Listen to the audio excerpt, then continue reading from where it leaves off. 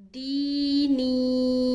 यहाँ पर दी में भी खींचना है, नी में भी खींचना है, क्योंकि दोनों जगह या मद्दा हो रहा है।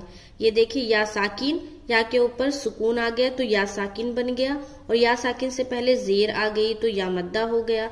लिहाजा हम क्या पढ़ेंगे, दाल या जेर दी, नून या जेर नी, दीनी।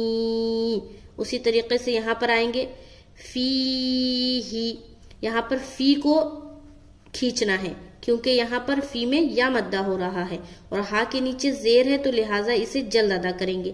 फी ही, फी ही।